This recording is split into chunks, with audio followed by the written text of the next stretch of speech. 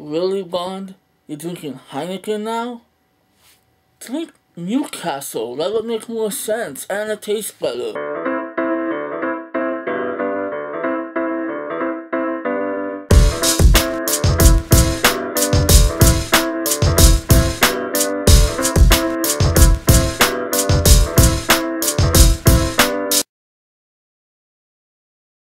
Let the sky fall, when it crumbles, we will stand tall. Obviously, my singing is not the best. Hell, it's not even good. But I don't care. I like that song. I love that song. I love Adele. And I love this movie. Yep, I said it. I know, I didn't leave any room for suspense. No, I love this movie. I don't want to go really in depth on the plot. Well, even though I never do that anyway.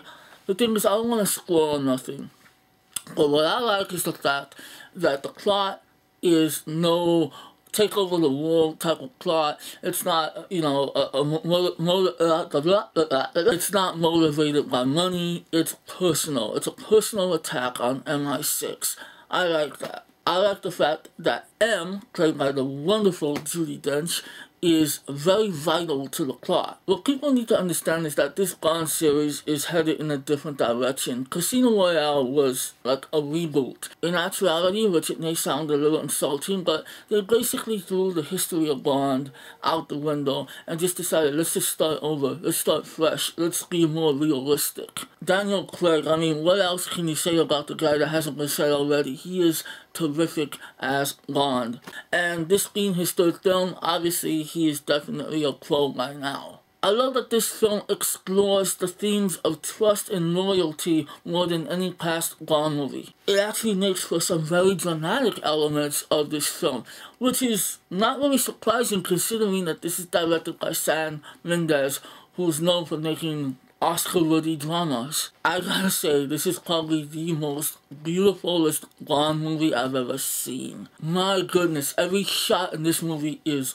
beautiful. It just looks so amazing. It's so visceral. It's so immersive. It's just stunning to look at, and the action sequences are very well done and well filmed. There's this one shot where Bond is after an assassin and he fights this guy, and it's basically in the shadows, but it's this big, long, smooth take that's what I want to see now. I'm tired of seeing jump cuts all the time. Put the camera down, use a tripod, and film. I love that the action in these new Bond films are directed more towards reality than fantasy. Bond gets shot, for crying out loud. He actually gets shot. It's not a spoiler, it's early in the film, and it actually affects Bond's performance in the film. That's another thing that I love. Bond always seems to be invincible, but the fact that he's having problems in the field in this movie, brilliant. This is probably one of the best crafted Bond movies ever.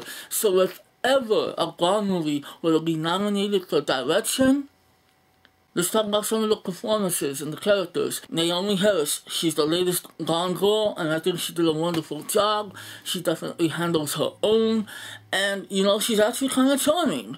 I like the direction that her character is headed in the series. Ray Fiennes, obviously he's a terrific actor, and he actually plays a very vital part in this film, even though it doesn't appear to be so at first. And I love the direction that he's headed in the series. Javier Bardem as the villain was really creepy and really sinister, but that's what you want from a Bond villain. He's very touchy-feely as well. I love that he's a man who plays mind games, but he's also a guy who's down to bust his gun at his enemies. Q has now been introduced in this new series, and I forgot the actor's name. Actually, I don't even know the actor's name. I probably should have looked it up. But I gotta admit that I was very concerned that Q was gonna be so young. In fact, he looks like he's fresh out of high school. I was also concerned that they were gonna start introducing a bunch of silly gadgets, and I didn't want to see that in this new Bond series. But his introduction to the film is actually very witty and actually kind of funny, and the gadgets are just basic field equipment, so I'm very optimistic about his character. As I mentioned, M once again is played by Judi Dench, and I just gotta say that it was a pleasure to see her more involved with the action, with the story. The fact that she has a lot of screen time is wonderful.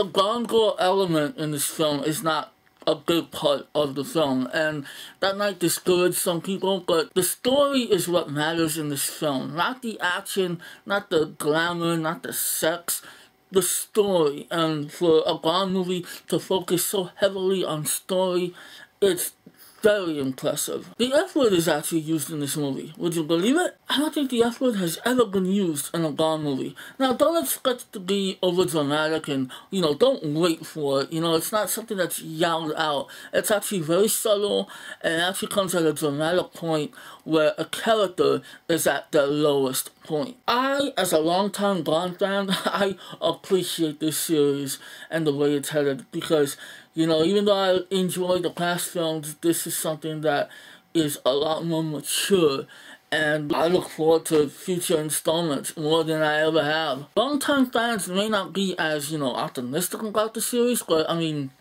what do you want? Do you want it to go back to the Roger Moore days? I don't think so. So I am going to give Skyfall a 3 plus 2, which would make that a 5 out of 5. I hate to sound premature or cliche, but yes, it is one of the best Bond films ever, if not the best. I can't really say it is, I can't say it's not, but all I'm gonna say is, god damn it, go see it. We will stand tall. No, wait.